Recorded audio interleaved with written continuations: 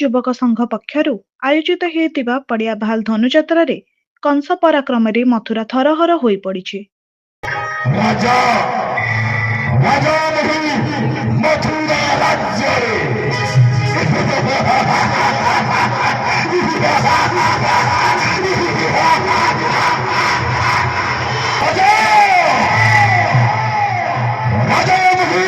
ମଥୁରା ରାଜ୍ୟରେ ଆଜିଠାରୁ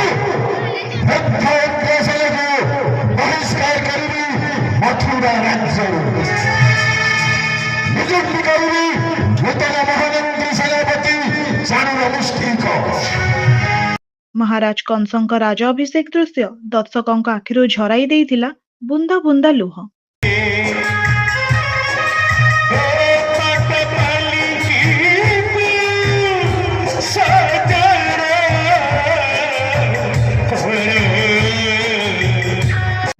ପୌରାଣିକ କଥାବସ୍ତୁ ହରିବଂଶର ମଥୁରା ବିଜୟକୁ ନାଟ୍ୟ ରୂପାନ୍ତର ଦେଇ ମଞ୍ଚସ୍ଥ ହେଉଥିବା ଧନୁଯାତ୍ରାର ଦ୍ୱିତୀୟ ଦିବସ ଥିଲା ଖୁବ୍ ଆକର୍ଷଣୀୟ।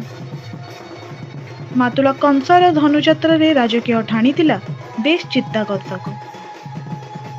ଭଗବାନ ଶ୍ରୀକୃଷ୍ଣଙ୍କ ମଥୁରା ଯାତ୍ରାର ସ୍ମୃତି ବହନ କରୁଥିବା ଏହି ଧନୁଯାତ୍ରା ଦେଖିବାକୁ ଲୋକଙ୍କର ପ୍ରବଳ ଭିଡ଼ ହୋଇଥିଲା।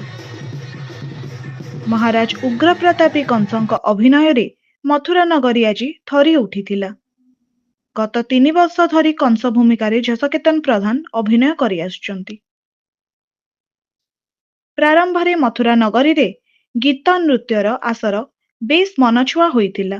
ଅନ୍ୟ ପକ୍ଷରେ ମୀନା ବଜାର ପାଇଁ ଲୋକଙ୍କ ପ୍ରବଳ ଉତ୍ସାହ ଦେଖିବାକୁ ମଧ୍ୟ ମିଳିଥିଲା। ଦ୍ୱିତୀୟ ଦିବସରେ ନାଟ୍ୟଗୁରୁ ଅଶ୍ୱିନୀ କୁମାର ମିଶ୍ର ରାଜକୀୟ ଅତିଥି ଭାବେ ଯୋଗ ଦେଇଥିବା ବେଳେ ରାଜା ଦଶରଥଙ୍କ ନିମନ୍ତ୍ରଣ ପାଇ ରାଜପୁରୋହିତ ଭାବେ ପଣ୍ଡିତ ମହେଶ୍ୱର ନାୟକ ସ୍ୱତନ୍ତ୍ର ଅତିଥି ଭାବେ ଯୋଗ ଦେଇଥିଲେ।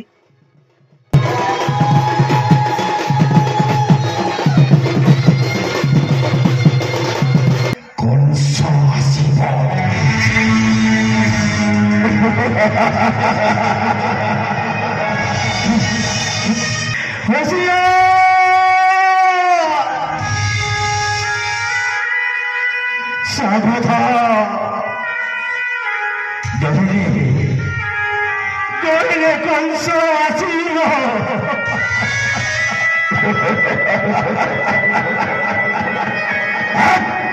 ଏମିତି ଦାଣ୍ଡେ ଦାଣ୍ଡେ ବୋଲି କହୁଥିବୁ, କଣ କହିବୁ?